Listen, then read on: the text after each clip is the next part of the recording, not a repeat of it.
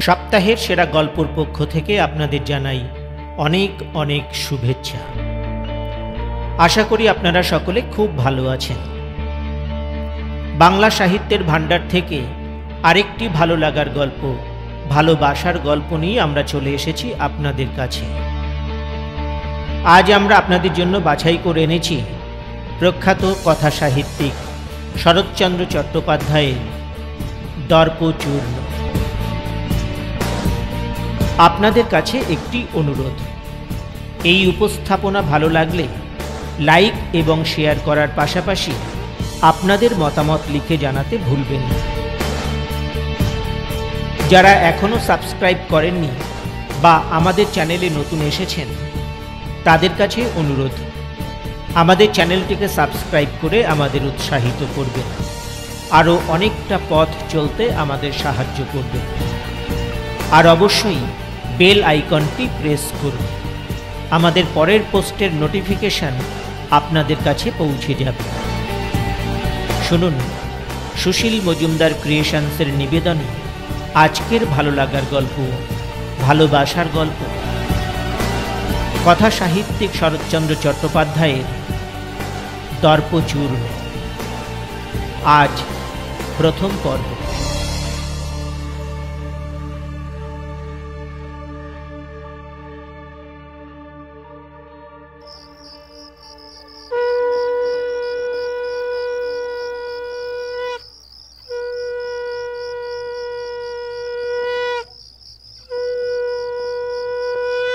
সন্ধ্যার পর ইন্দুমতি বিশেষ একটু সাজসজ্জা করিয়া তাহার স্বামীর ঘরে প্রবেশ করিয়া কহিল, কি হচ্ছে? নরেন্দ্র একখানি বাঙালা মাসিকপত্র পড়িতেছিল। মুখ তুলিয়া নিঃশব্দে ক্ষণকাল স্ত্রীর মুখের পানে চাহিয়া থাকিয়া সেখানি হাতে তুলিয়া দিল। ইন্দু খোলা পাতাটার উপর চোখ বুলাইয়া লইয়া জোড়া ভুরু ঈষৎ কুঞ্চিত করিয়া বিস্ময় প্রকাশ করিল। এ যে কবিতা দেখছি। তা বেশ, বসে না থাকি বেগার খাটি। দেখি এখানা কি কাগজ? সরস্বতী সব প্রকাশ ছাপালে না বুঝি? নরেন্দ্রর শান্ত দৃষ্টি ব্যথায় ম্লান হইয়া আসিল। ইন্দু পুনরায় প্রশ্ন করিল, স্বপ্রকাশ ফিরিয়ে দিলে? না, সেখানে পাঠায়নি। পাঠিয়ে একবার দেখলে না কেন? স্বপ্রকাশ সরস্বতী নয়, তাদের কাণ্ডজ্ঞান আছে। এর জন্যেই আমি যাতা কাগজ কখনো পড়িনি। একটু হাসিয়া ইন্দু আবার কহিল, আচ্ছা, নিজের লেখা নিজেই খুব মন দিয়ে পড়ো। ভালো কথা, আজ শনিবার, আমি ও বাড়ির ঠাকুরজিকে নিয়ে বায়োস্কোপ দেখতে যাচ্ছি। কমলা ঘুমিয়ে পড়েছে। কাব্যের ফাঁকে মেয়েটার দিকেও একটু নজর রেখো। চললুম। নরেন্দ্র কাগজখানি বন্ধ করিয়া টেবিলের এক ধারে রাখিয়া দিয়া বলিল, আচ্ছা, যাও। ইন্দু চলিয়া যাইতেছিল। হঠাৎ একটা গভীর নিঃশ্বাস কানে যাইতেই সে ফিরিয়া দাঁড়াইয়া বলিল, আচ্ছা, আমি কিছু একটা করতে চাইলে তুমি অমন করে দীর্ঘ নিঃশ্বাস ফেলো কেন বলো তো? এতই যদি তোমার দুঃখের জ্বালা, মুখ ফুটে বলো না কেন আমি বাবাকে চিঠি লিখে যা হোক একটা উপায় করি। নরেন্দ্র মুহূর্তকাল মুখ তুলিয়া ইন্দুর দিকে চাহিয়া রহিল। মনে হইল যেন সে কিছু বলিবে, কিন্তু কিছুই বলিল না, নীরবে মুখ নত করিল। নরেন্দ্রর মামাতো ভগিনী বিমলা ইন্দুর সখী। ও রাস্তার মোড়ের উপরেই তাহার বাড়ি। ইন্দু গাড়ি দাঁড় করাইয়া ভিতরে প্রবেশ করিয়াই বিস্মিত ও বিরক্ত হইয়া কহিল, ও কি ঠাকুরজি, কাপড় পরনি যে? খবর পাওনি নাকি? বিমলা সলজ্জ হাসি মুখে বলিল, পেয়েছি বই কি, কিন্তু একটু দেরি হবে ভাই। উনি এইমাত্র একটুখানি বেড়াতে বেরোলেন, ফিরে না এলে তো যেতে পারবো না। ইন্দু মনে মনে অত্যন্ত বিরক্ত হইল। একটা খোঁচা দিয়া প্রশ্ন করিল। প্রভুর হুকুম পাওনি বুঝি? বিমলার সুন্দর মুখখানি স্নিগ্ধ মধুর হাসিতে ভরিয়া গেল। এই খোঁচাটুকু সে যেন ভারী উপভোগ করিল। কহিল, না, দাসীর আর্জি এখনো পেশ করা হয়নি। হলে যে নাম মঞ্জুর হবে না সে ভরসা করি। ইন্দু আরো বিরক্ত হইল, প্রশ্ন করিল, তবে পেশ হয়নি কেন? খবর তো তোমাকে আমি বেলা থাকতেই পাঠিয়েছিলুম। তখন সাহস হলো না বউ। অফিস থেকে এসেই বললেন মাথা ধরেছে। ভাবলুম জল টল খেয়ে একটু ঘুরে আসুন, মনটা প্রফুল্ল হোক, তখন জানাবো। এখনো তো দেরি আছে। একটু বসো না ভাই, তিনি ফিরে এলেন বলে। কি জানি কিসে তোমার হাসি আসে ঠাকুরজি। আমি এমন হলে লজ্জায় মরে যেতুম। আচ্ছা, ঝিকে কিংবা বেহারাকে বলে কি যেতে পারো না? বাপ রে, তাহলে তো বাড়ি থেকে দূর করে দেবেন। এই জন্মে আর মুখ দেখবেন না। ইন্দু ক্রোধে বিস্ময়ে অবাক হইয়া কহিল, দূর করে দেবেন? কোন আইনে, কোন অধিকারে শুনি? বিমলা নিতান্ত সহজ ভাবে জবাব দিল, বাধা কি বউ, তিনি মালিক, আমি দাসী বই তো নয়। তিনি তাড়ালে কে তাকে ঠেকাবে বলো? ঠেকাবে রাজা, ঠেকাবে আইন। সে চুলোই যাকগে ঠাকুরজি, কিন্তু নিজের মুখে নিজেকে দাসী বলে কবুল করতে কি একটু লজ্জা হয় না? স্বামী কি মোগল বাদশাহ আর স্ত্রী কি তার কৃতদাসী, যে আপনাকে আপনি এমন হীন, এমন তুচ্ছ করে গৌরববোধ করছো? এই ক্রোধটুকু লক্ষ্য করিয়া বিমলা আমোদ বোধ করিল। কহিল, তোমার ঠাকুরজি যে মুখ্য মেয়ে মানুষ বউ, তাই নিজেকে স্বামীর দাসী বলে গৌরব বোধ করে। আচ্ছা, জিজ্ঞেস করি ভাই, তুমি যে এত কথা বলছো, তুমি কি বাড়ি থেকে বেরিয়েছো দাদার হুকুম না নিয়ে? হুকুম কেন, কি জন্যে? তিনি নিজে যখন কোথাও যান আমার হুকুমের অপেক্ষা করেন কি? আমি যাচ্ছি শুধু এ কথা তাকে জানিয়ে এসেছি। তবে এ কথা মানি যে আমার মতন গুণের স্বামী কম মেয়ে মানুষের ভাগ্যেই জোটে। আমার কোনো ইচ্ছেতেই তিনি বাধা দেন না। কিন্তু এমন যদি নাও হতো, তিনি যদি নিতান্তই অবিবেচক হতেন, তাহলেও তোমাকে বলছি ঠাকুরজি, আমি নিজের সম্মান 16 আনা বজায় রাখতে পারতুম। কিছুতেই তোমাদের মতন এ কথা বলতে পারতুম না যে আমি সঙ্গিনী, সহধর্মিনী, তাঁর কৃতদাসী নই। জানো ঠাকুরজি, এমনি করেই আমাদের দেশের সমস্ত মেয়ে মানুষ পুরুষের পায়ে মাথা মুড়িয়ে এত তুচ্ছ, এমন খেলার পুতুল হয়ে দাঁড়িয়েছে। নিজের সম্ভ্রম নিজে না রাখলে কেউ কি যেচে দেয় ঠাকুরজি? কেউ না। আমার তো এমন স্বামী, তবুও কখনো তাকে আমি এই কথা ভাববার অবকাশ দিইনি তিনিই প্রভু আর আমি স্ত্রী বলেই তার মা দিই। আমার নারী দেহেও ভগবান বাস করেন, এ কথা আমি নিজেও ভুলিনি, তাকেও ভুলতে দিইনি। বিমলা চুপ করিয়া শুনিয়া একটু নিঃশ্বাস ফেলিল, কিন্তু তাহাতে লজ্জা বা অনুশোচনা কিছুই প্রকাশ পাইল না। কহিল, জানি নেব আত্মসম্ভ্রম আদায় করা কি, কিন্তু তার পায়ে আত্মবিসর্জন দেওয়াটা বুঝি। ওই যে উনি এলেন, একটু বসো ভাই, আমি শিগগিরই হুকুম নিয়ে আসি। বলিয়া হঠাৎ একটু মুখ টিপিয়া হাসিয়া দ্রুত পায়ে প্রস্থান করিল। ইন্দু এ হাসিটুকু দেখিতে পাইল, তাহার সর্বাঙ্গ রাগে রিরি করিয়া জ্বলিতে লাগিল। বায়োস্কোপ হইতে ফিরিবার পথে ইন্দু হঠাৎ বলিয়া উঠিল, ঠাকুরজি, হুকুম না পেলে তো তুমি আসতে পারতে না। না, তাই আমার মনে হয় ঠাকুরজি, আমি যখন তখন এসে তোমাকে ধরে নিয়ে যাই বলে তোমার স্বামী হয়তো রাগ করেন। তাহলে আমি নিজেই বা যাব কেন বউ? বরং আমার ভয় হয় তুমি এমন করে আসো বলে দাদা হয়তো মনে মনে আমার উপর বিরক্ত হন। তোমার দাদার সে স্বভাব নয়। একে তো কখনো তিনি নিজের অধিকারের বাইরে পা দেন না, তাছাড়া আমার কাজে রাগ করবেন। আমি ঠিক জানি এই স্পর্ধা তার স্বপ্নেও আসে না। বিমলা মিনিট দুই স্থির থাকিয়া গভীর একটা নিঃশ্বাস ফেলিয়া মৃদু কণ্ঠে বলিল, বউ, দাদা তোমাকে কি ভালোই না বাসেন, কিন্তু তুমি বোধ করি। এতক্ষণে ইন্দুর মুখে হাসি ফুটিল।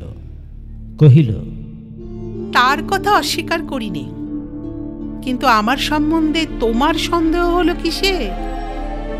তা জানি নেব, কিন্তু মনে হয় যেন। কেন হয় জানো ঠাকুরজি? তোমাদের মতন পায়ে লুটিয়ে পড়া ভালোবাসা আমার নেই বলে। আর ঈশ্বর করুন আমার নারী মর্যাদাকে ডিঙিয়ে যেন কোনোদিন আমার ভালোবাসা মাথা তুলে উঠতে না পারে। যে ভালোবাসা আমার স্বাধীন সত্তাকে লঙ্ঘন করে যায়, সে ভালোবাসাকে আমি আন্তরিক ঘৃণা করি। বিমলা গোপনে শিহরিয়া উঠিল। মিনিট খানেক চুপ করিয়া থাকিয়া ইন্দু কহিল, কথা কও না যে ঠাকুরজি, কি ভাবছ? কিছুই না। প্রার্থনা করি দাদা তোমাকে চিরদিন এমনি করেই ভালোবাসুন। কারণ যতই কেন বলো না বউ, মেয়ে মানুষের স্বামীর ভালোবাসার চেয়ে বিশ্ব ব্রহ্মাণ্ডও বড় নয়। কি জানি কি তোমার নারী মর্যাদা, আর কি তোমার স্বাধীন সত্তা। আমি তো আমার সমস্ত তার পায়ে ডুবিয়ে দিয়ে বেঁচেছি। সত্যি বলছি বউ, আমার তো এমন দশা হয়েছে, নিজের ইচ্ছে বলেও যেন আর কিছু বাকি নেই। তার ইচ্ছেই। ছি ছি, চুপ করো চুপ করো। বিমলা চমকিয়া চুপ করিল। ইন্দু ঘৃণা ভরে বলিতে লাগিল, আমাদের দেশের মেয়েরা কি মাটির পুতুল? প্রাণ নেই, আত্মা নেই, কিচ্ছু। আচ্ছা জিজ্ঞাসা করি, এত করে কি পেয়েছ? আমার চেয়ে বেশি ভালোবাসা আদায় করতে পেরেছ কি? ঠাকুরজি, ভালোবাসা মাপবার যে যন্ত্র নেই, নইলে মেপে দেখাতে পারতুম। যাক সে কথা। কিন্তু কেন জানো? নিজেকে তোমাদের মতন নিচু করিনি বলে, তোমাদের এই কাঙাল বৃত্তি মাথায় তুলে নিইনি বলে। আমার ভারী দুঃখ হয় ঠাকুরজি, কেন তিনি এত শান্ত, এত নিরীহ, কিছুতেই একটা কথা বলেন না। নইলে না দেখিয়ে দিত। তিনি যাকে গ্রাহ্য করেন না, সেও মানুষ, সেও অগ্রাহ্য করতে জানে, সেও আত্মমর্যাদা হারিয়ে ভালোবাসা চায় না। ও আবার কি মুখ ফিরিয়ে হাসছ যে? বিমলা জোর করিয়া হাসি চাপিয়া বলিল, কই না। না কেন? এখনো তো তোমার ঠোঁটে হাসি লেগে রয়েছে। লেগে রয়েছে তোমার কথা শুনে। ওগো বউ, অনেক পেয়েছো বলেই এত কথা বেরোচ্ছে। না পেলে বেরোতো না। ভুল, নিছক ভুল। ঠাকুরজি, সকলেই তোমার মতন নয়। সকলেই ভিক্ষে চেয়ে বেড়ায় না, আত্মগৌরব বোঝে। এমন নারীও সংসারে আছে। এবার বিমলার মুখের হাসি ধীরে ধীরে মিলাইয়া গেল। বলিল, তা জানি। জানলে আর বলতে না। যাই হোক, এখন থেকে জেনো, যে ভিক্ষে চায় না, নিজের জোরে আদায় করে এমন লোকও আছে। আচ্ছা, এই যে বাড়ি এসে পড়েছি, একবার নামবে নাকি? না, আমিও বাড়ি যাই। গাড়োয়ান, ওই ও গলিতে। দাদাকে আমার প্রণাম দিও বউ। হ্যাঁ দেব। গাড়োয়ান চলো। আর নেই, সংসার খরচের কিছু টাকা দিতে হবে যে। স্ত্রীর প্রার্থনায় নরেন্দ্র আশ্চর্য হইল। কহিল, এর মধ্যেই 200 টাকা ফুরিয়ে গেল। না গেলে কি মিথ্যে কথা বলছি, না লুকিয়ে রেখে চাইছি? নরেন্দ্রর চোখে মুখে একটা ভয়ের ছায়া পড়িল। কোথায় টাকা? কি করিয়া সংগ্রহ করিবে। সেই মুখের ভাব ইন্দু দেখিল, কিন্তু ভুল করিয়া দেখিল। কহিল, বিশ্বাস না হয় এখন থেকে একটা খাতা দিও, হিসেব লিখে রাখবো। কিংবা এক কাজ করো না, খরচের টাকা করে নিজের হাতেই রেখো, তাতে তোমারও ভয় থাকবে না, আমিও সংশয়ের লজ্জা থেকে রেহাই পাবো। বলিয়া তীব্র দৃষ্টিতে চাহিয়া দেখিল, তাহার মুখের গাঢ় ছায়া বেদনায় গাঢ়তর হইয়াছে। অবিশ্বাস করিনে, কিন্তু কিন্তু কি? বিশ্বাসও হয় না, এই তো। আচ্ছা যাচ্ছি, যতটা পারি হিসেব লিখে আনি। উফ, কি সুখের ঘর কন্যাই না হয়েছে আমার।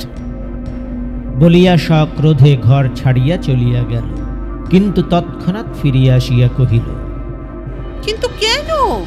কিসের জন্য হিসেব লিখতে যাব? আমি কি মিথ্যে বলি?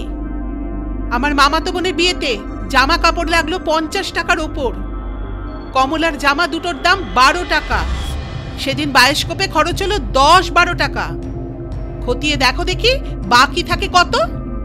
তাতেই 10-15 দিন সংসার খরচটা কি এমনই বেশি যে তোমার 2 চোখ কপালে উঠছে?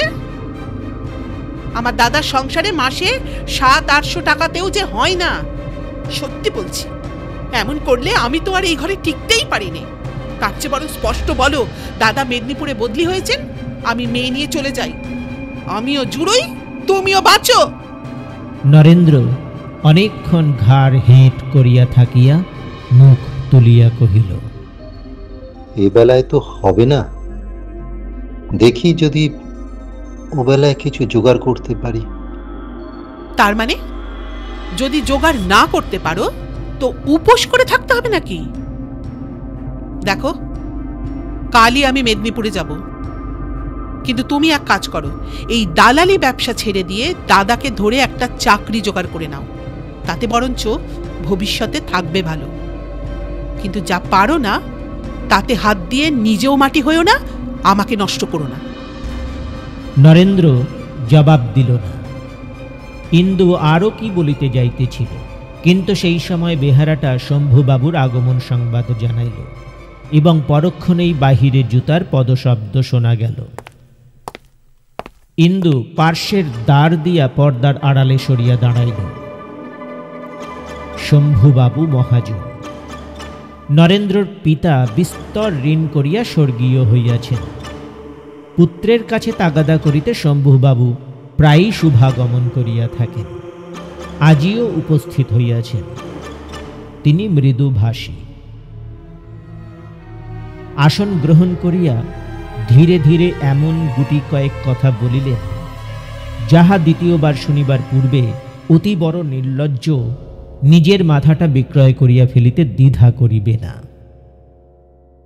শম্ভুবাবু প্রস্থান করিলে ইন্দু আর একবার সুমুখে আসিয়া দাঁড়াইল।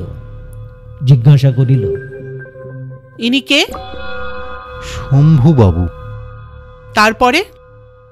কিছু টাকা পাবেন তাই চাইতে এসেছিলেন। সে টের পেয়েছি, কিন্তু ধার করেছিলে কেন? নরেন্দ্র এই প্রশ্নের জবাবটা একটু ঘুরাইয়া দিল। কহিল, হঠাৎ বাবা মারা গেলেন, তাই। ইন্দু অতিশয় রুক্ষ স্বরে বলিল, তোমার বাবা কি পৃথিবী শুদ্ধ লোকের কাছে ধার দেনা করে গেছেন? এ শোধ করবে কে? তুমি? কি করে করবে শুনি? এতগুলো প্রশ্নের এক নিঃশ্বাসে জবাব দেওয়া যায় না। ইন্দু নিজেও সেজন্য অপেক্ষা করিয়া রহিল না। তৎক্ষণাৎ কহিল, বেশ তো, তোমার বাবা না হয় হঠাৎ মারা গেছেন, কিন্তু তুমি তো হঠাৎ বিয়ে করনি। বাবাকে সব ব্যাপার তোমার তো জানানো উচিত ছিল। আমাকে গোপন করাও তো কর্তব্য হয়নি। লোকের মুখে শুনি তুমি ভারী ধর্মভীরু লোক। বলি, এসব বুঝি তোমার ধর্মশাস্ত্রে লেখে না? বলিয়া ঠিক যেন যুদ্ধ করিয়া স্বামীর মুখপানে চাহিয়া রহিল। কিন্তু হায় রে, এতগুলো সুতীক্ষ্ণ বাণ যাহার উপর এমন নিষ্ঠুরভাবে বর্ষিত হইল, ভগবান তাহাকে কি নিরস্ত্র, কি নিরুপায় করিয়াই সংসারে পাঠাইয়াছিলেন। কাহাকেও কোনো কারণেই প্রতিঘাত করিবার সাধ্যটুকুও তাহার ছিল না। শুধু সাধ্য ছিল সহ্য করিবার। আঘাতের সমস্ত বেদনাই তাহার নিজের মধ্যে পাক খাইয়া অত্যল্প সময়ের মধ্যে স্তব্ধ হইয়া যাইত। কিন্তু সেই স্বল্প সময়টুকুও আজ তাহার মিলিল না। শম্ভুবাবুর অত্যুগ্র কথার জ্বালা কণামাত্র শান্ত হইবার পূর্বেই ইন্দু তাহাতে এমন ভীষণ তীব্র জ্বালা সংযোগ করিয়া দিল যে তাহারই অসহ্য দহনে আজ সেও প্রত্যুত্তরে একটা কঠোর কথাই বলিতে উদ্যত হইয়া উঠিল, কিন্তু শেষ রক্ষা করিতে পারিল না। অক্ষমের নিষ্ফল আড়ম্বর মাথা তুলিয়াই ফাটিয়া ভাঙিয়া পড়িল। শুধু ক্ষীণ স্বরে বলিল, বাবার সম্বন্ধে তোমার কি এমন করে বলা উচিত?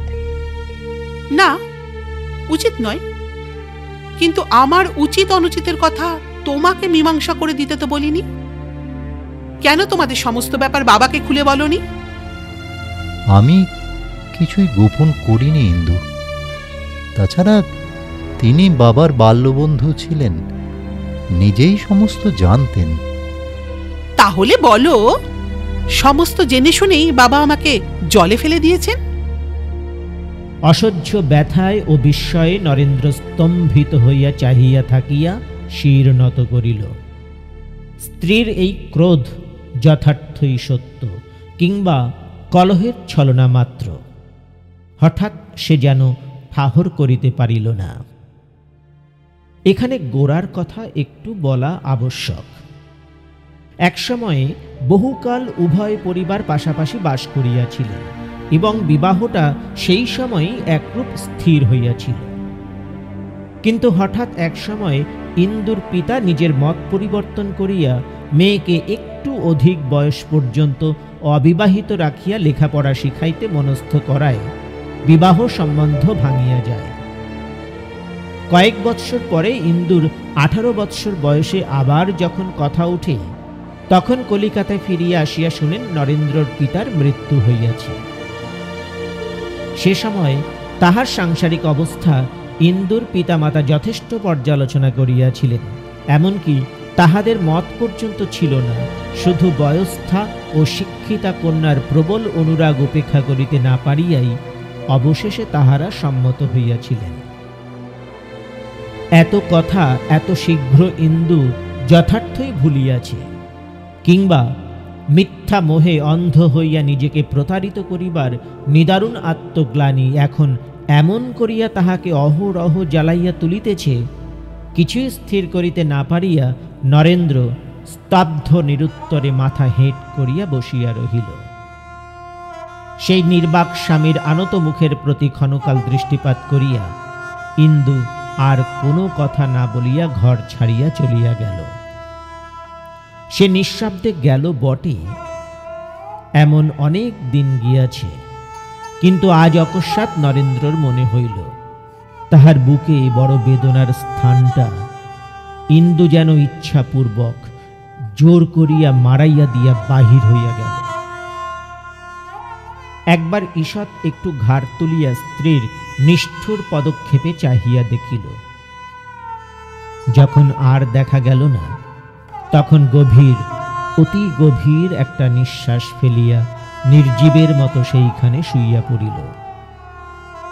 সহসা আজ প্রথমে মনে উদয় হইল সমস্ত মিথ্যা, সব ফাঁকি।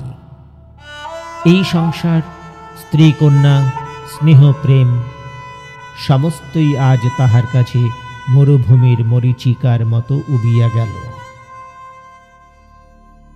খেরে কেরে বিমল, আয় আয় বোন, বস। বলিয়া নরেন্দ্র শয্যার উপর উঠিয়া বসিল।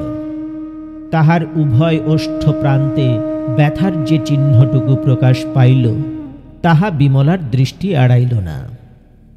অনেকদিন দেখিনি দিদি, ভালো আছিস তো? বিমলার চোখ দুটি ছলছল করিয়া উঠিল। সে ধীরে ধীরে শয্যা প্রান্তে আসিয়া বলিল, কেন দাদা, তোমার অসুখের কথা আমাকে এতদিন জানাওনি। অসুখ তেমন কিছুই ছিল না বোন, শুধু সেই বুকের ব্যথাটা একটু। বিমলা হাত দিয়া এক ফোঁটা চোখের জল মুছিয়া ফেলিয়া বলিল, একটু বই কি, উঠে বসতে পারো না? ডাক্তার কি বললে? ডাক্তার ডাক্তার কি হবে রে, ও আপনি সেরে যাবে। হ্যাঁ, ডাক্তার পর্যন্ত ডাকাওনি? কদিন হলো? কদিন, এই তো সেদিন রে, দিন 7 হবে বোধ হয়। 7 দিন? তাহলে বউ সমস্ত দেখেই গেছে? না না, দেখে যায়নি বোধ হয়। অসুখ আমার নিশ্চয়ই সে বুঝতে পারেনি। আমি তার যাবার দিনও উঠে গিয়ে বাইরে বসেছিলাম। না না, হাজার হোক, তোরা কি তাই পারিস বোন? বউ তাহলে রাগ করে গেছে বলো? না, রাগ নয়, দুঃখ কষ্ট, কত অভাব জানিস তো। ওদের এসব সহ্য করা অভ্যাস নেই। দেহটাও তার বড় খারাপ হয়েছে, নইলে অসুখ দেখলে কি তোরা রাগ করে থাকতে পারিস? বিমলা অশ্রু চাপিয়া কঠিন স্বরে বলিল, পারিবই কি দাদা, আমাদের অসাধ্য কাজ কিছু নেই। না হলে তোমরা বিছানায় না শোয়া পর্যন্ত আর আমাদের চোখে পড়ে না। ভোলা, পালকি এলো রে? আনতে পাঠিয়েছি মা। এরই মধ্যে যাবি দিদি? এখনো তো সন্ধে হয়নি, আর একটু বস না। না দাদা, সন্ধে হলে হিম লাগবে। ভোলা, পালকি একবারে ভেতরে আনিস। ভেতরে কেন বিমল? ভেতরেই ভালো দাদা, এই ব্যথা নিয়ে তোমার বাইরে গিয়ে উঠতে কষ্ট হবে। আমাকে নিয়ে যাবি? এই পাগল দেখো, কি হয়েছে যে এত কাণ্ড করতে হবে? এ তো আমার প্রায়ই হয়, প্রায়ই সেরে যায়। তাই যাক দাদা, কিন্তু ভাই তো আমার আর নেই যে তোমাকে হারালে আর একটি পাবো। ওই যে পালকি, এই র্যাপারখানা বেশ করে গায়ে জড়িয়ে নিও। ভোলা, আর একটু এগিয়ে আনতে বল না। না দাদা, এই সময় তোমাকে চোখে চোখে না রাখতে পারলে আমার তিলার তো স্বস্তি থাকবে না। কিন্তু নিয়ে যেতে চাইবি বুঝলে যে তোকে আমি খবরই দিতুম না। বিমলা মুখপানে চাহিয়া থাকিয়া বলিল, তোমাদের বোঝা তোমাদেরই থাক দাদা, আমাকে আর শুনিও না। আচ্ছা, কি করে মুখে আনলে বলো তো? এই অবস্থায় তোমাকে একলা ফেলে রেখে যেতে পারি? সত্যি কথা বলো। নরেন্দ্র একটা নিঃশ্বাস ফেলিয়া বলিল, তবে তাই চল। দাদা, কি রে? আজ রাতেই বউকে একখানা টেলিগ্রাম করে দিই, কাল সকালেই চলে আসো।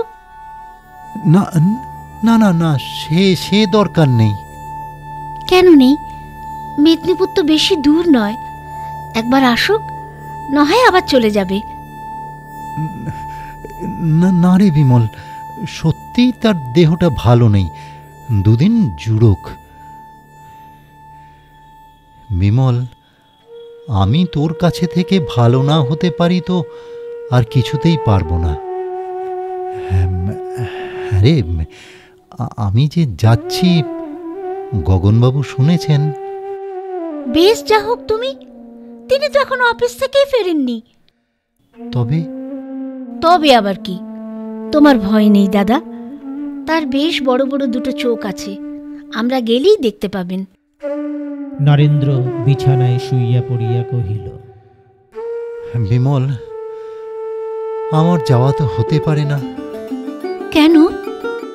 গগনবাবুর অমতে। অমন করলে মাথা খুঁড়ে মরবো দাদা। একটা বাড়ির মধ্যে কি ভিন্ন ভিন্ন মত থাকে যে আমাকে অপমান করছো? অপমান করছি?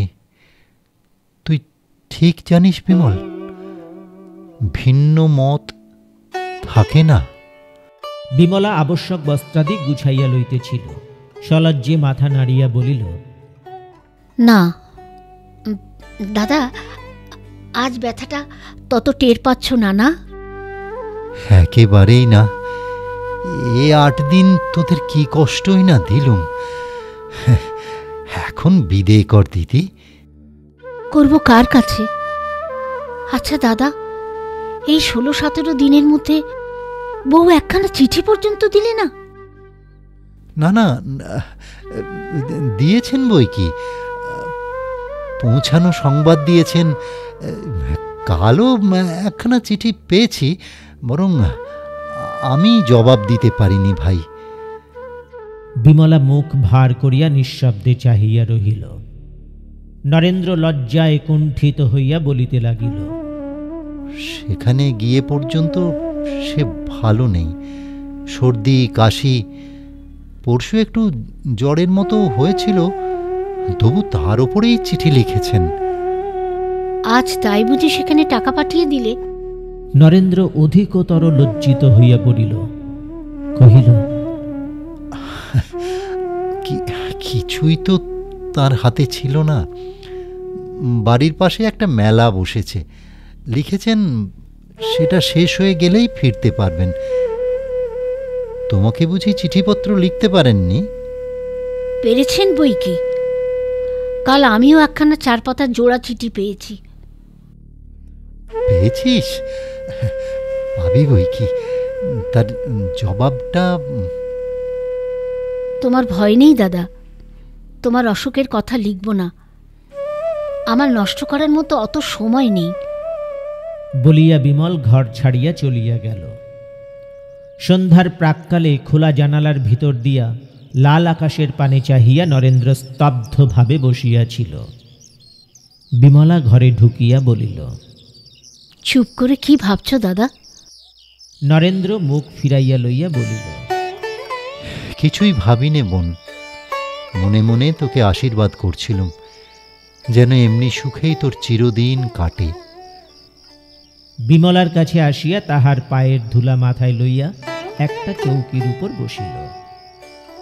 আচ্ছা, দুপুরবেলা অত রাগ করে চলে গেলি কেন বলতো? আমি অন্যায় সইতে পারিনি। কেন তুমি অত কি বল? ইন্দুর দিক থেকে একবার চেয়ে দেখ দেখি, আমি তো তাকে সুখে রাখতে পারিনি। সুখে থাকতে পারার ক্ষমতা থাকা চাই দাদা। সে যা পেয়েছে এত কজন পায়? কিন্তু সৌভাগ্যকে মাথায় তুলে নিতে হয়, নইলে।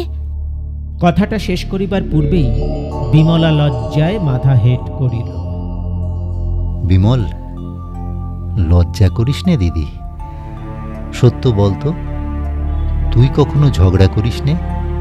উনি বলেছেন বুঝি? তা তো বলবেনই। না, গগনবাবু কিছুই বলেননি, আমি তোকেই জিজ্ঞাসা করছি। তোমাদের সঙ্গে ঝগড়া করে কে পারবে বলো? শেষে হাতে পায়ে পড়ে ওখানে দাঁড়িয়ে কে? আমি গগনবাবু। থামলে কেন? বলে যাও। ঝগড়া করে কার হাতে পায়ে কাকে পড়তে হয় কথাটা শেষ করে ফেলো। যাও, যে সাধু পুরুষ লুকিয়ে শোনে তার কথাই আমি জবাব দিইনি। বলিয়া বিমলা কৃত্রিম ক্রোধের আড়ালে হাসি চাপিয়া দ্রুত পদে প্রস্থান করিল। নরেন্দ্র সুদীর্ঘ নিঃশ্বাস ফেলিয়া মোটা তাকিয়াটা হেলান দিয়া বসিল। গগনবাবু বলিলেন, এ বেলায় কেমন আছো হে? ভালো হয়ে গেছি। এবার বিদায় দাও ভাই। বিদায় দাও? ব্যস্ত হয়েও না, 2 দিন থাকো। তোমার এই বোনটির আশ্রয়ে যে যটা দিন বাস করতে পায় তার তত বৎসর পরমায়ু বৃদ্ধি হয়, সে খবর জানো? জানি নে বটে, কিন্তু সম্পূর্ণ বিশ্বাস করি। গগনবাবু 2 চক্ষু বিস্ফারিত করিয়া বলিলেন, বিশ্বাস করি কি হে? এই যে প্রমাণ করা কথা। বাস্তবিক নরেনবাবু, এমন রত্ন সংসারে পাওয়া যায়? ভাগ্য ভাগ্য ভাগ্যং ফলতি, কি কি হে কথাটা? নইলে আমার মতো হতভাগা যে এ বস্তু পায়, আরে এ তো স্বপ্নের অগোচর। বউ ঠাকুর না হে না, থেকে যাও দুদিন। এমন সংসার ছেড়ে স্বর্গে গিয়েও আরাম পাবে না, তা বলে দিচ্ছি ভাই। বিমলা বহু দূরে যায় নাই, ঠিক পর্দার আড়ালেই কান পাতিয়া ছিল। চোখ মুছিয়া উঁকি মারিয়া সেই প্রায়ান্ধকারেও স্পষ্ট দেখিতে পাইল। তাহার স্বামীর কথাগুলা শুনিয়া নরেন্দাদার মুখখানা একবার জ্বলিয়া উঠিয়াই যেন ছাই হইয়া গেল। দিন 15 পরে দুপুরের গাড়িতে ইন্দু মেয়ে লইয়া মেদিনীপুর হইতে ফিরিয়া আসিল। স্ত্রী ও কন্যাকে সুস্থ সবল দেখিয়া নরেন্দ্রর শীর্ণ পাণ্ডুর মুখ মুহূর্তে উদ্ভাসিত হইয়া উঠিল। সাগ্রহে ঘুমন্ত কন্যাকে বুকে টানিয়া লইয়া প্রশ্ন করিল, কেমন আছো ইন্দু? বেশ আছি। কেন? তোমার জ্বরের মতো হয়েছিল শুনে ভারী ভাবনা হয়েছিল, সেরে গেছে? না হলে ডাক্তার ডাকাবে নাকি? নরেন্দ্রর হাসি মুখ মলিন হইল। কহিল, না, তাই জিজ্ঞাসা করছি। কি হবে করে? এদিকে তো 50টি টাকা পাঠিয়ে চিঠির ওপর চিঠি যাচ্ছিল, কেমন আছো কেমন আছো, সাবধানে থেকো সাবধানে থেকো। আমি কি কচি খুকি না 50টি টাকা দাদা আমাকে দিতে পারতেন না? ও টাকা পাঠিয়ে সকলের কাছে আমার মাথা হেট করে দেবার কি দরকার ছিল? সেদিন বাড়িতে যেন একটা হাসি পড়ে গেল। নরেন্দ্র ম্লান মুখ আরো ম্লান করিয়া অস্ফুটে কহিল, জোগাড় করতে পারলুম না। না পাঠিয়ে তাই কেন লিখে দিলে না? উফ, আবার সেই নিত্য নেই নেই, দাও দাও। বেশ ছিলুম এতদিন। বাস্তবিক বড়লোকের মেয়ে গরিবের ঘরে পড়ার মতো মহাপাপ আর সংসারে নেই বলিয়া সেই পরম সত্যে স্বামীর হৃদয় পূর্ণ করিয়া দিয়া ইন্দু অন্যত্র চলিয়া গেল। মাসাধিক পরে স্বামী স্ত্রীর এই প্রথম সাক্ষাৎ। বাহিরে আসিয়া ইন্দু ইতস্তত দৃষ্টি নিক্ষেপ করিয়া নিজের শোবার ঘরে ঢুকিয়া ভারী আশ্চর্য হইয়া দেখিল, বাড়ির অন্যান্য স্থানের মতো এখানেও সমস্ত বস্তু রীতিমতো পরিষ্কার পরিচ্ছন্ন করা হইতেছে। জিজ্ঞাসা করিল, এত ঝাড়া মোছা হচ্ছে কেন রে? নূতন ঝি বলিল, আপনি আসবেন বলে। আমি আসবো বলে? হ্যাঁ মা, বাবু তাই তো বলে দিলেন। আপনি ময়লা কিছু দেখতে পারেন না আজ 3 দিন থেকে, তাই। ইন্দু অন্তরের মধ্যে একটা বড় রকমের গর্ব অনুভব করিল, কিন্তু সহজভাবে বলিল, ময়লা আবার কে দেখতে পারে? তবু ভালো যে। হ্যাঁ মা, লোক লাগিয়ে উপর নিচ সমস্ত সাফ করা হয়েছে। জি, রামটহলটাকে একবার ডেকে দাও তো, বাজার থেকে কিছু ফলমূল কিনে আনুক। ফল টল তো সব আছে মা। বাবু আজ সকালে নিজে বাজারে গিয়ে সমস্ত খুঁটিয়ে কিনে এনেছে। ডাব আছে? আঙুর আছে বই কি, এখনই নিয়ে আসছি। বলিয়া দাসী চলিয়া গেল।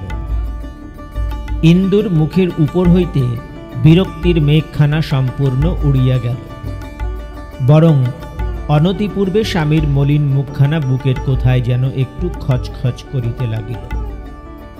বিশ্রাম করিয়া 2 ঘণ্টা পরে সে প্রসন্ন মুখে স্বামীর বসিবার ঘরে ঢুকিয়া দেখিল, নরেন্দ্র চশমা খুলিয়া খুব ঝুঁকিয়া বসিয়া কি লিখিতেছে। কহিল, অত মন দিয়ে কি লেখা হচ্ছে? কবিতা? না। কি তবে? ও কিছু না। বলিয়া সে লেখাগুলা চাপা দিয়া রাখিল। ইন্দুর প্রসন্ন মুখ মেঘাবৃত হইয়া উঠিল। কহিল, তাহলে কিছু নার ওপর অত ঝুঁকে না পড়ে বরং যাতে দুঃখ কষ্ট ঘোচে এমন কিছুতেই মন দাও। শুনলুম দাদার হাতে নাকি গোটাকতক চাকরি খালি আছে। চাকরি করবার লোকও সেখানে আছে।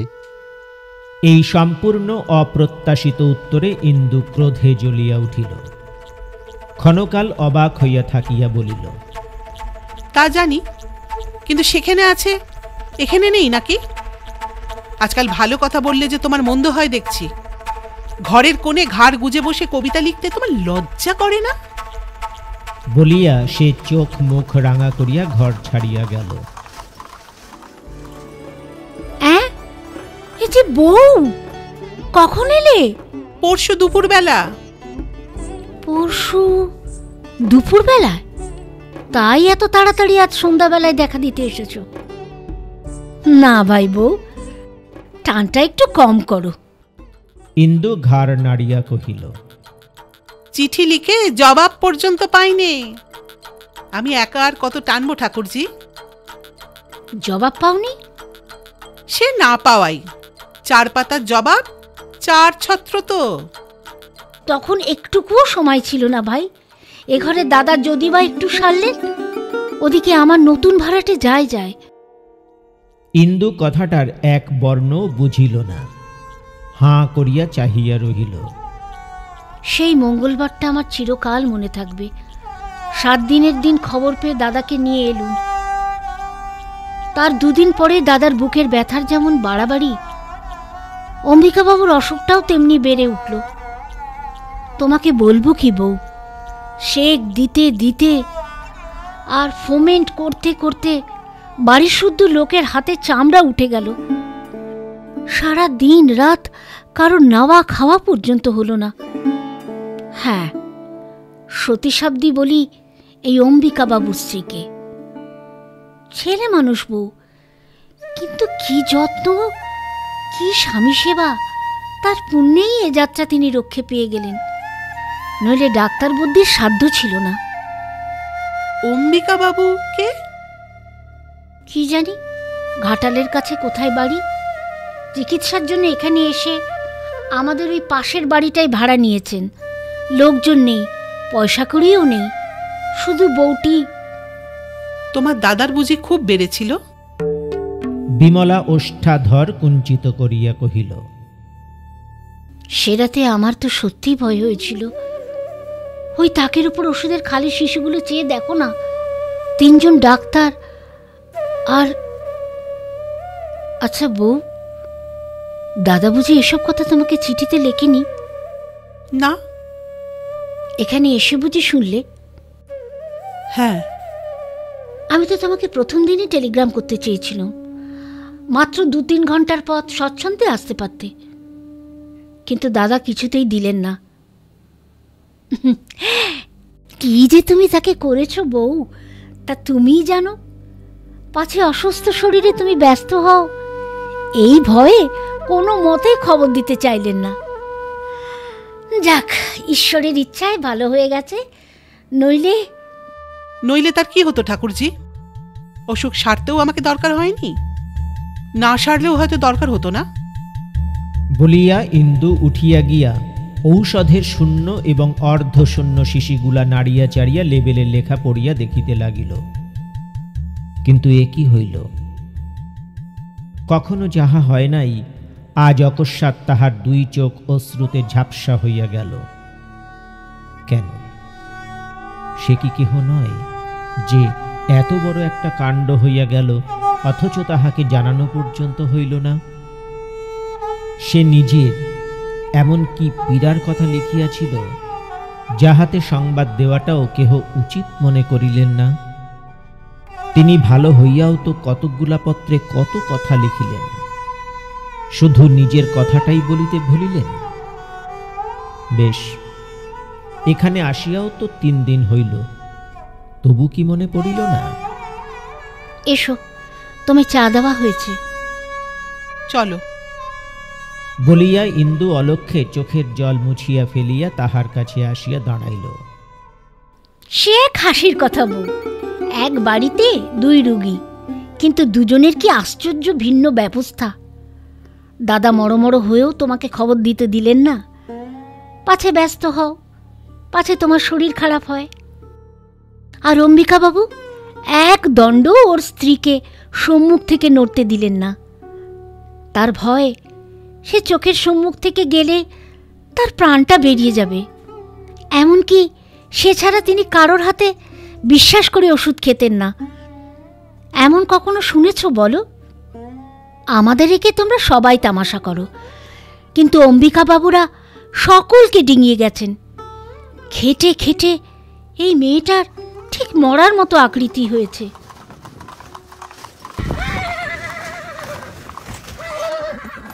ইন্দু বলিয়া উঠিয়া দাঁড়াইল, কহিল, আর একদিন এসে তোমার সতীসাধ্যী বউটির সঙ্গে আলাপ করে যাব। আজ গাড়ি এসেছে, চললুম। তাহলে কাল একবার এসো, আলাপ করে বাস্তবিকই সুখী হবে। দেখা যাবে, যদি কিছু শিখতে পারি। বলিয়া ইন্দু মুখ ভার করিয়া গাড়িতে গিয়া উঠিল। অম্বিকা বাবুর পাগলামি তাহার মনের মধ্যে আজ সমস্ত পথটা তাহার স্বামীর গভীর মঙ্গলেচ্ছার গায়ে ধুলা ছিটাইয়া লজ্জা দিতে দিতে চলিল।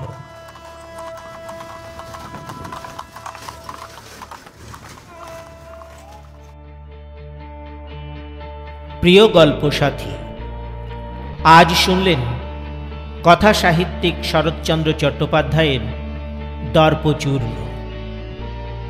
আজ শুনলেন প্রথম পর্ব।